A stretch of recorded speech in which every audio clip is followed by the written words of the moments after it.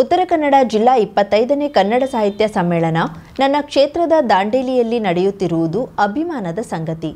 ಈ ಸಮ್ಮೇಳನವನ್ನು ಅತ್ಯಂತ ಅರ್ಥಪೂರ್ಣವಾಗಿ ಸಂಘಟಿಸುವ ಜೊತೆಗೆ ಒಂದು ಐತಿಹಾಸಿಕ ಕಾರ್ಯಕ್ರಮವನ್ನಾಗಿ ರೂಪಿಸುವಲ್ಲಿ ಪ್ರತಿಯೊಬ್ಬರ ಸಹಕಾರದ ಅಗತ್ಯವಿದೆ ಎಂದು ರಾಜ್ಯ ಆಡಳಿತ ಸುಧಾರಣಾ ಆಯೋಗದ ಅಧ್ಯಕ್ಷ ಶಾಸಕ ಆರ್.ವಿ. ದೇಶಪಾಂಡೆ ಕರೆ ನೀಡಿದರು.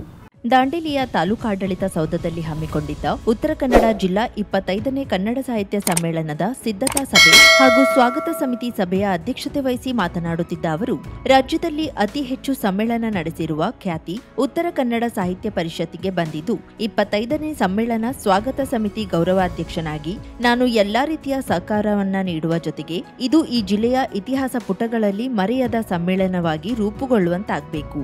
ಸಮ್ಮೇಳನಕ್ಕೆ ಆಗಮಿಸುವ ಅತಿಥಿಗಳಿಗೆ, ಸಂಪನ್ಮೂಲದ ವ್ಯಕ್ತಿಗಳಿಗೆ ಯಾವುದೇ ರೀತಿಯ ಸಮಸ್ಯೆ ಆಗದ ರೀತಿಯಲ್ಲಿ ಪ್ರತಿಯೊಬ್ಬ ದಾಂಡೇಲಿಗರೂ ಸಹ ಇದು ತಮ್ಮ ಮನೆಯ ಹಬ್ಬ ಎನ್ನುವ ರೀತಿಯಲ್ಲಿ ಸಹಕರಿಸಬೇಕು ಎಂದು ಹೇಳಿ, ದಾಂಡೇಲಿಯ ತಹಶೀಲ್ದಾರ್ ನೇತೃತ್ವದಲ್ಲಿ ಸಮ್ಮೇಳನದ ಮುಂದಿನ ಎಲ್ಲಾ ಸಿದ್ಧತಾ ಚಟುವಟಿಕೆಗಳು, ಪೂರ್ವಭಾವಿ ಸಭೆಗಳು ನಡೆಯುವಂತಾಗಲಿ ಎಲ್ಲಾ ಇಲಾಖೆಗಳು ಹಾಗೂ ಸಂಘಟನೆಯವರು ಸಹಕರಿಸಬೇಕು ಎಂದರು.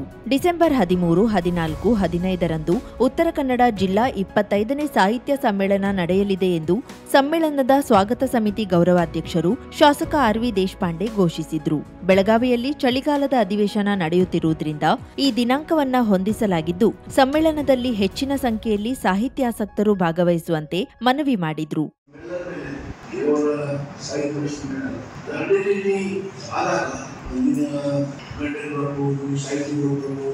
ಆದರೆ ದಾಂಡೇಲಿಯಲ್ಲಿ ಒಂದು ಹಬ್ಬದ ವಾತಾವರಣ ಇದೆ ನಿರ್ಮಾಣ. ಹಾಗಾಗಿ ಪಂಚಾಯತ್ ಮಟ್ಟದಿಂದ ದಾಂಡೇಲಿ ಮಟ್ಟದ ಎಲ್ಲರ ಇನ್ವಾಲ್ವ್ಮೆಂಟ್ ಎಲ್ಲ ಆರ್ಟಿಫಿಷಿಯಲ್ ಅಲ್ಲ. ಯಾಕಂದ್ರೆ ದಾಂಡೇಲಿಯಲ್ಲಿ ಈಗ ಸಮ್ಮೇಳನ ಎಷ್ಟು 4 ವರ್ಷದ ಕೂಡ ಇಲ್ಲಿ ಆಗ್ತಾ ಇದೆ.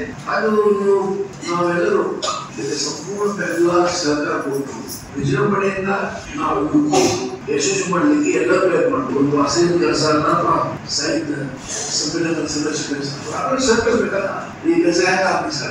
ಹಾಗಾಗಿ ಕನ್ನಡ ಸಾಹಿತ್ಯ ಸಮ್ಮೇಳನ ದಾಂಡೇಲಿ ಆಗ್ತಾ ಇದೆ. ನಮ್ಮೆಲ್ಲರೂ ಹೆಮ್ಮೆ ಇರಬೇಕು. ಕನ್ನಡ ನಾಡು, ಕನ್ನಡ ಭಾಷೆ, ನಮ್ಮ ಸಂಸ್ಕೃತಿ ಇದು ಬೆಳೆಸೋದು, ಸಂರಕ್ಷಣೆ ಮಾಡೋದು ನಮ್ಮೆಲ್ಲರ ಕರ್ತವ್ಯ. ಎಲ್ಲರೂ ಹಣದಿಂದ ಸಹಾಯ ಮಾಡ್ಲಿಕ್ಕೆ ಸಾಧ್ಯ, ನಾವು ಬೇರೆ ಬೇರೆ ರೀತಿಯಿಂದ ಸಹಾಯ ಮಾಡ್ಲಿಕ್ಕೆ ಸಾಧ್ಯ. ಆದ್ರೆ ಯಾರು ಆರ್ಥಿಕವಾಗಿ ಸಹಾಯ ಮಾಡ್ಲಿಕ್ಕೆ ಸಾಧ್ಯ ಮಾಡಬೇಕು. ಇಂಥ ಅವಕಾಶಗಳು ವರ್ಷಕ್ಕೊಮ್ಮೆ ಬರುವುದು. 14 ವರ್ಷದಿಂದ ಪುನಃ ದಾಂಡೇಲಿಗೆ ಒಂದು ಸುಯೋಗ ಈ ಕನ್ನಡ ಸಾಹಿತ್ಯ ಸಮ್ಮೇಳನ ಬರ್ತಾ ಇದೆ. ಇದು ನಮ್ಮ ಭಾಗ್ಯ ಅಂತ ನಾನು ತಿಳ್ಕೊಳ್ತೇನೆ. ಹಾಗಾಗಿ ನಾವು ಮತ್ತೆ ಜನಪ್ರತಿನಿಧಿಗಳೇ ನೋಡ್ತಾ ಇದ್ದೇವೆ. ಎಲ್ಲಾ ಅಧಿಕಾರಿಗಳ ಮೇಲೆ ಬಿಟ್ಟು ಜನಪ್ರತಿನಿಧಿ ಮುಖ್ಯ ಅತಿಥಿಯಾಗಿ ಕೊಡುವ ಕೆಲಸ ಜನಪ್ರತಿನಿಧಿ ಮಾಡಬೇಕು. ಅಧಿಕಾರಿಗಳು ಈ ಸಮ್ಮೇಳನಕ್ಕೆ ಸಂಪೂರ್ಣವಾದ ಬೆಂಬಲ ಸಹಕಾರ ಕೊಡ್ತಾರೆ ಅಂತ ನನಗೆ ವಿಶ್ವಾಸ ಇದೆ. ಏನ್ ಮಾಡಲಿಕ್ಕೆ ಸಾಧ್ಯ? ಜೊತೆಗೆ ಸಾಹಿತ್ಯ ಸಮ್ಮೇಳನ ಕಾಣಿಸ್ಬೇಕು. ಆ ದಿನದಲ್ಲಿ ನೀವು ಕೌಶಲ್ಯ ಚರ್ಚೆ ಮಾಡಿ, ಕೌಶಲ್ಯ ಸಭೆ ಅದಕ್ಕೆ ಅಪ್ರೋಚ್ ತಗೊಂಡು ಬಜೆಟ್ ಮಂಡಿ ಮಾಡ್ತಾರೆ. ಆ ಒಂದು ಜವಾಬ್ದಾರಿ ನೀವು ತಗೊಂಡ್ರೆ ಅವ್ರ ಸಹಾಯದಿಂದ ಅವ್ರು ಮಾಡ್ತಿದ್ದಾರೆ. ಯಾಕಂದ್ರೆ ಹ್ಯಾಂಗ್ ಮಾಡ್ಬೇಕು, ಏನ್ ಮಾಡ್ಬೇಕು, ಅವರು ಇನ್ವಾಲ್ವ್ ಮಾಡ್ಬೇಕು. ರೆಸಲ್ಯೂಷನ್ ಮಾಡಿರ್ತಾರೆ, ಅವ್ರ ಜೊತೆ ಫಿಟ್ಟಿಂಗ್ ಮಾಡಿ ಯಾವ ಪ್ರಕಾರ ಮಾಡಬೇಕು ಅದಕ್ಕೆ ಫಿಟ್ಟಿಂಗ್ ಮಾಡಿ ಎಲ್ಲರ ಸಮಯ ನಾಯಿದೆ ನಾನು ಬರೀ. ಹಾಗಾಗಿ ಇಲ್ಲೇ ಹೆಚ್ಚು ಹೇಳ್ಬೇಕಂತಿಲ್ಲ. ಜಿಲ್ಲಾ ಕನ್ನಡ ಸಾಹಿತ್ಯ ಪರಿಷತ್ತಿನ ಅಧ್ಯಕ್ಷ ಬಿಎನ್ ವಾಸರೆ ಮಾತನಾಡಿ, ದಾಂಡೇಲಿಯಲ್ಲಿ 14 ವರ್ಷಗಳ ನಂತರ ಜಿಲ್ಲಾ ಸಮ್ಮೇಳನ ನಡೆಯುತ್ತಿದೆ. ಈ ಸಮ್ಮೇಳನವನ್ನ ಅದ್ಧೂರಿಯಾಗಿ ಎನ್ನುವುದಕ್ಕಿಂತ ಅರ್ಥಪೂರ್ಣವಾಗಿ ಸಂಘಟಿಸಬೇಕಿದೆ. 25ನೇ ಸಮ್ಮೇಳನವಾಗಿದ್ದರಿಂದ ಹಲವು ವೈಶಿಷ್ಟ್ಯತೆಗಳನ್ನ ಸಮ್ಮೇಳನ ಹೊಂದಿದ್ದು, ಜಿಲ್ಲಾ ಸಮ್ಮೇಳನ 2 ದಿನ ನಡೆಯುವುದು ವಾಡಿಕೆ. ಆದರೆ ಬೆಳ್ಳಿ ಹಬ್ಬದ ಸಂಭ್ರಮದ ಕಾರಣಕ್ಕಾಗಿ ಈ ಸಮ್ಮೇಳನವನ್ನ 3 ದಿನ ಆಚರಿಸಲಾಗುತ್ತಿದೆ. 25 ವಿಶೇಷ ಸಾಧಕರಿಗೆ ಸನ್ಮಾನ, 25 ಪುಸ್ತಕ ಬಿಡುಗಡೆ ಸೇರಿದಂತೆ ಹಲವು ವೈಶಿಷ್ಟ್ಯತೆಗಳಿಂದ ಕೂಡಿರಲಿದೆ. ಆಕರ್ಷಕ ಸಾಂಸ್ಕೃತಿಕ ಕಾರ್ಯಕ್ರಮ ನಡೆಯಲಿದೆ. ಸಮ್ಮೇಳನದ ಮೊದಲ ದಿನ ಕನ್ನಡ ಸಮ್ಮೇಳನಾಧ್ಯಕ್ಷರ ಮೆರವಣಿಗೆ ಸಾಹಿತ್ಯ ಕಲಾ ತಂಡದ ಜೊತೆಗೆ ನಡೆಯಲಿದೆ ಎಂದರು. ಜಿಲ್ಲೆ, ರಾಜ್ಯದೆಲ್ಲೆಡೆಯಿಂದ ಸಾಹಿತಿಗಳು, ಬರಹಗಾರರು ಸಮ್ಮೇಳನಕ್ಕೆ ಆಗಮಿಸಲಿದ್ದು, ಅವರಿಗೆ ಎಲ್ಲಾ ಸೌಕರ್ಯಗಳ ವ್ಯವಸ್ಥೆಯನ್ನ ಮಾಡಲಾಗುತ್ತದೆ. ಜೊತೆಗೆ ಎಲ್ಲಾ ಇಲಾಖೆ ಅಧಿಕಾರಿಗಳು ಹಾಗೂ ಹಿರಿಕಿರಿಯ ಸಾಹಿತಿಗಳು, ಕನ್ನಡ ಪರ ಸಂಘಟನೆಯ ಪ್ರಮುಖರು ಹಾಗೂ ಪ್ರತಿಯೊಬ್ಬರ ಸಹಕಾರದ ಅಗತ್ಯವಿದೆ ಎಂದರು.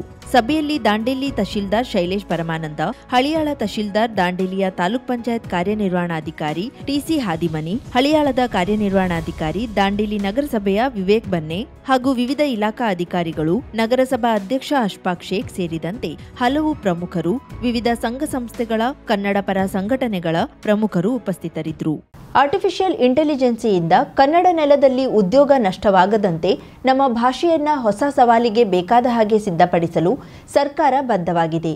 ಕನ್ನಡವನ್ನು ಹೊಸ ತಂತ್ರಜ್ಞಾನದ ಭಾಷೆಯನ್ನಾಗಿಸಲು ವಿದ್ವಾಂಸರು, ತಾಂತ್ರಿಕ ತಜ್ಞರು ಮುಂದಾಗಿ ಎಂದು ಮುಖ್ಯಮಂತ್ರಿ ಸಿದ್ದರಾಮಯ್ಯ ಅವರು ಕರೆ ನೀಡಿದರು. ಶಾಲಾ ಶಿಕ್ಷಣ ಮತ್ತು ಸಾಕ್ಷರತಾ ಇಲಾಖೆ ಆಯೋಜಿಸಿದ್ದ 70ನೇ ಕನ್ನಡ ರಾಜ್ಯೋತ್ಸವದಲ್ಲಿ ನಾಡನ್ನ ಉದ್ದೇಶಿಸಿ ಮಾತನಾಡಿದ ಅವರು, ಮಾಹಿತಿ ತಂತ್ರಜ್ಞಾನ ಯುಗ ಈಗ ಆರ್ಟಿಫಿಷಿಯಲ್ ತಂತ್ರಜ್ಞಾನದ ಯುಗವಾಗಿ ಮಾರ್ಪಾಡಾಗುತ್ತಿದೆ. ಇದರಿಂದ ಉದ್ಯೋಗ ನಷ್ಟವಾಗಬಹುದು ಎಂಬ ಆತಂಕವೂ ಎದುರಾಗಿದೆ. ಕನ್ನಡ ಭಾಷೆ, ಪರಂಪರೆ ಮತ್ತು ಸಂಸ್ಕೃತಿಯನ್ನ ಜಾಗತಿಕ ಮಟ್ಟಕ್ಕೆ ಎತ್ತರಿಸುವ ಕಾರ್ಯವನ್ನ ನಮ್ಮ ಸರ್ಕಾರ ಮಾಡುತ್ತಿದೆ. ಇದರ ಭಾಗವಾಗಿ ಆರ್ಟಿಫಿಷಿಯಲ್ ಇಂಟೆಲಿಜೆನ್ಸಿನಿಂದ ಉದ್ಯೋಗ ನಷ್ಟವಾಗದಂತೆ ನಮ್ಮ ಭಾಷೆಯನ್ನ ಹೊಸ ಸವಾಲಿಗೆ ಬೇಕಾದ ಹಾಗೆ ಸಿದ್ಧಪಡಿಸಲು ಸರ್ಕಾರ ಬದ್ಧವಾಗಿದೆ. ಕನ್ನಡವನ್ನ ಹೊಸ ತಂತ್ರಜ್ಞಾನದ ಭಾಷೆಯನ್ನಾಗಿಸಲು ವಿದ್ವಾಂಸರು, ತಾಂತ್ರಿಕ ತಜ್ಞರು ಮುಂದಾಗಿ ಎಂದು ಕರೆ ನೀಡಿದ್ರು. ರಾಜ್ಯದಲ್ಲಿ ಶತಮಾನ ಪೂರೈಸಿರುವ ಸುಮಾರು 3,000 ಸರ್ಕಾರಿ ಶಾಲೆಗಳಿವೆ. ರಾಜ್ಯದಲ್ಲಿ ಶಾಲಾ ಶಿಕ್ಷಣ ಕ್ಷೇತ್ರವನ್ನ ಬಲಪಡಿಸುವ ಸಲುವಾಗಿ ರಾಜ್ಯಾದ್ಯಂತ 2,500 ಕೋಟಿ ರೂಪಾಯಿ ವೆಚ್ಚದಲ್ಲಿ 800 ಸರ್ಕಾರಿ ಶಾಲೆಯನ್ನ ಕರ್ನಾಟಕ ಪಬ್ಲಿಕ್ ಶಾಲೆಯನ್ನಾಗಿ ಪರಿವರ್ತಿಸಿ ಪ್ರತಿ ಶಾಲೆಯನ್ನ 4 ಕೋಟಿ ರೂಪಾಯಿಗಳ ಅಂದಾಜು ವೆಚ್ಚದಲ್ಲಿ ಅಗತ್ಯ ಮೂಲಸೌಕರ್ಯಗಳೊಂದಿಗೆ ಅಭಿವೃದ್ಧಿಪಡಿಸಲಾಗುವುದು ಎಂದರು. ಸಾವಿರಾರು ವರ್ಷಗಳಷ್ಟು ಹಳೆಯ ಇತಿಹಾಸವುಳ್ಳ ಕನ್ನಡ ಭಾಷೆ ಮತ್ತು ಸಂಸ್ಕೃತಿಯನ್ನ ಇನ್ನಷ್ಟು ಎತ್ತರಕ್ಕೆ ಕೊಂಡೊಯ್ಯಬೇಕಾಗಿದೆ.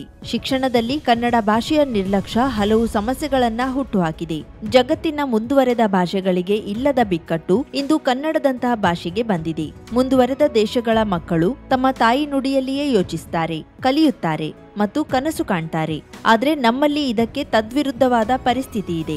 ಇಂಗ್ಲಿಷು, ಹಿಂದಿಯಂತಹ ಭಾಷೆಗಳು ನಮ್ಮ ಮಕ್ಕಳ ಪ್ರತಿಭೆಯನ್ನ ಭಾಷೆಯ ಕಾರಣಕ್ಕೆ ದುರ್ಬಲಗೊಳಿಸುತ್ತಿವೆ. ಹಾಗಾಗಿ ಮಾತೃಭಾಷೆಯಲ್ಲಿಯೇ ಶಿಕ್ಷಣ ನೀಡುವ ವ್ಯವಸ್ಥೆಯನ್ನ ಜಾರಿಗೆ ತರಲು ಸೂಕ್ತ ಕಾನೂನುಗಳನ್ನ ತರಬೇಕಾದ ಅಗತ್ಯವಿದೆ. ಈ ಕುರಿತು ಕೇಂದ್ರ ಸರ್ಕಾರವೂ ಗಮನ ಹರಿಸಬೇಕೆಂದು ಒತ್ತಾಯಿಸುತ್ತೇನೆ. ರಾಜ್ಯದ ಅಭಿವೃದ್ಧಿಗೆ ಪೂರಕವಾಗಬೇಕಿದ್ದ ಯೋಜನೆಗಳನ್ನ ಕರ್ನಾಟಕಕ್ಕೆ ಕೊಡದೆ ವಂಚಿಸಲಾಗುತ್ತಿದೆ. ಕನ್ನಡ ಭಾಷೆಗೆ ಶಾಸ್ತ್ರೀಯ ಸ್ಥಾನಮಾನ ನೀಡಲಾಗಿದ್ರೂ ನೀಡಬೇಕಾದ ಅನುದಾನಗಳನ್ನ ಕೊಡದೆ ಅನ್ಯಾಯ ಮಾಡಲಾಗುತ್ತಿದೆ. ಕರ್ನಾಟಕ ವಿರೋಧಿಯಾದ ಎಲ್ಲವನ್ನೂ ವಿರೋಧಿಸಲೇಬೇಕಾಗಿದೆ ಎಂದರು.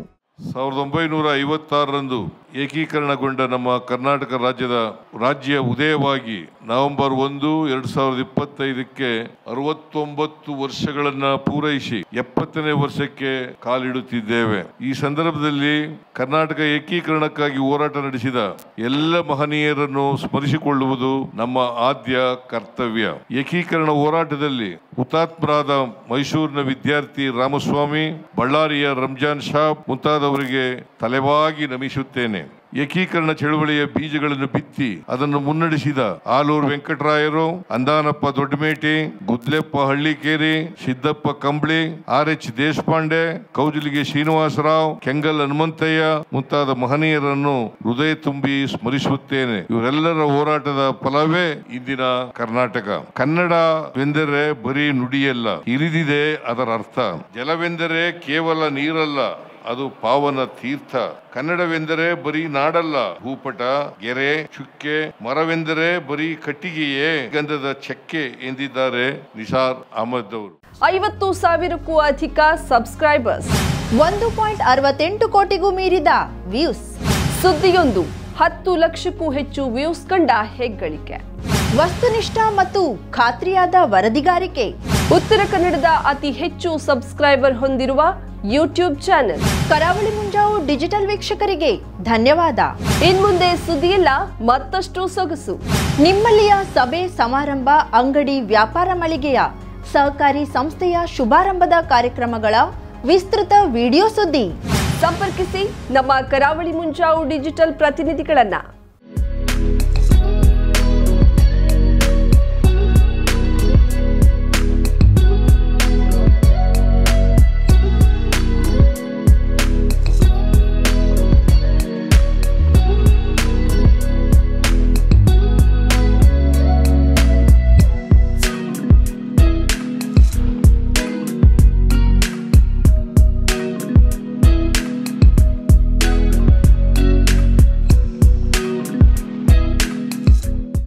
ಸಮಾರಂಭ ನಿಮ್ಮದು, ಸಂಭ್ರಮ ನಮ್ಮದು.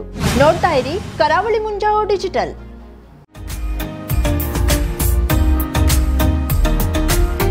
ಮಿಲನ್ ಎಂಟರ್ಪ್ರೈಸಸ್ ಬೃಹತ್ ಎಲೆಕ್ಟ್ರಾನಿಕ್ ಹಾಗೂ ಫರ್ನಿಚರ್ ಮಳಿಗೆ. ಉತ್ತರ ಕನ್ನಡ ಜಿಲ್ಲೆಯಲ್ಲೇ ಅತಿ ಹೆಚ್ಚು ಮಳಿಗೆಗಳನ್ನ ಹೊಂದಿರುವ, ಅತಿ ಹೆಚ್ಚು ಸಂತೃಪ್ತ ಗ್ರಾಹಕರನ್ನ ಹೊಂದಿರುವ ಮೂಲಕ ಹೆಗ್ಗಳಿಕೆಗೆ ಪಾತ್ರವಾಗಿರುವ ಏಕೈಕ ಸಂಸ್ಥೆ ಮಿಲನ್ ಎಂಟರ್ಪ್ರೈಸಸ್. ನಮ್ಮ ಮಳಿಗೆಗಳಲ್ಲಿ ಪ್ರಸಿದ್ಧ ಕಂಪನಿಗಳ electronic refrigerator, washing machine, LED TV, ಎಸಿಗಳು ಲಭ್ಯ. ಭಾರತದ ಕರಾವಳಿ ಹವಾಮಾನಕ್ಕೆ ಹೊಂದಿಕೊಳ್ಳುವ ನಂಬರ್ 1 ಬ್ರ್ಯಾಂಡ್ ಆದ ಗೋದ್ರೇಜ್ ಕಂಪನಿಯ ಕಪಾಟು, ಆಫೀಸ್ ಟೇಬಲ್, ಆಫೀಸ್ ಚೇರ್, ಬ್ಯಾಂಕ್ಗಳಿಗೆ ಹಾಗೂ ಚಿನ್ನದ ಅಂಗಡಿಗಳಿಗೆ ಬೇಕಾಗುವ ಸೇಫ್ ಲಾಕರ್ಗಳು ಅತಿ ಕಡಿಮೆ ಬೆಲೆಯಲ್ಲಿ ಲಭ್ಯವಿದೆ. Teak wood sofa set, wooden dining table ಹಾಗೂ ಗ್ರಾಹಕರಿಗೆ ಬೇಕಾಗುವ ಅಳತೆಯಲ್ಲಿ ನಿಮ್ಮ ಮನೆಗೆ ಹೊಂದಿಕೊಳ್ಳುವ ಹಾಗೆ ಫರ್ನಿಚರ್ ಗಳನ್ನ ಮಾಡಿಕೊಡಲಾಗುವುದು. ಕಸ್ಟಮೈಸ್ಡ್ ಕಿಚನ್, ವಾರ್ಡ್ರೋಬ್ ಗಳನ್ನ ಅತಿ ಹೆಚ್ಚು ವರ್ಷಗಳ ಕಾಲ ಬಾಳಿಕೆ ಬರುವ ಹಾಗೆ ವಾರಂಟಿಯೊಂದಿಗೆ ಮಾಡಿಕೊಡಲಾಗುವುದು. ನಮ್ಮಲ್ಲಿ ಡ್ಯೂರಾಫ್ಲೆಕ್ಸ್, ಗೋದ್ರೇಜ್ ಕಂಪನಿಯ memory foam mattress, orthopaedic mattress, spring ಮ್ಯಾಟ್ರೆಸ್ಗಳು ಕಡಿಮೆ ಬೆಲೆಯಲ್ಲಿ ಲಭ್ಯ. ವಿವಿಧ ಕಂಪನಿಗಳ ನವೀನ ಮಾದರಿಯ mixer, grinder, fan, cooker, tawa, flask, micro ಓವೆನ್ಗಳು ಲಭ್ಯವಿದೆ. 0% ಬಡ್ಡಿಯೊಂದಿಗೆ ಸ್ಥಳದಲ್ಲಿಯೇ ಬಜಾಜ್ ಫೈನಾನ್ಸ್ ನಿಂದ ಸಾಲ ಸೌಲಭ್ಯವಿದೆ. ಮಿಲನ್ ಎಂಟರ್ಪ್ರೈಸಸ್ ನಲ್ಲಿ ಖರೀದಿ ಮಾಡುವ ಗ್ರಾಹಕರಿಗೆ ಡಿಸ್ಕೌಂಟ್ ಮತ್ತು ಗಿಫ್ಟ್ ಜೊತೆಗೆ ಪ್ರತಿ 2,000 ರೂಪಾಯಿಗಳ ಖರೀದಿಗೆ ಒಂದು ಬಂಪರ್ ಲಕ್ಕಿ ಡ್ರಾ ಕೂಪನ್ ನೀಡಲಾಗುವುದು. ಈ ಲಕ್ಕಿ ಡ್ರಾನಲ್ಲಿ 7 ಲಕ್ಷದವರೆಗೆ ಬಹುಮಾನ ಗೆಲ್ಲುವ ಅವಕಾಶ ನಿಮ್ಮದಾಗಿರುತ್ತದೆ. ಲಕ್ಕಿ ಡ್ರಾದಲ್ಲಿ 1 ಕಾರ್, 2 ಬೈಕ್ ಮತ್ತು ರೆಫ್ರಿಜರೇಟರ್, ವಾಷಿಂಗ್ ಮಷೀನ್ ಸೇರಿದಂತೆ 30 ಲಕ್ಕಿ ಗ್ರಾಹಕರಿಗೆ ಬಹುಮಾನ ಗೆಲ್ಲುವ ಅವಕಾಶ. ಗ್ರಾಹಕರ ಸಂತೃಪ್ತಿಗೆ ನಮ್ಮ ಮೊದಲ ಆದ್ಯತೆ ಎನ್ನುವುದು ಮಿಲನ್ ಎಂಟರ್ಪ್ರೈಸಸ್ ನ ವಾಕ್ಯ.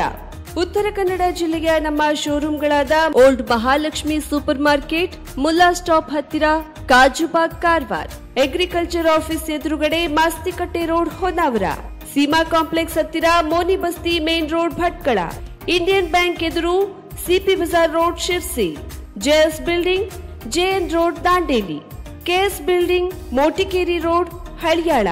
ಇಲ್ಲಿಗೆ ತಪ್ಪದೇ ಭೇಟಿ ನೀಡಿ ಸಂತೃಪ್ತರಾಗಿ.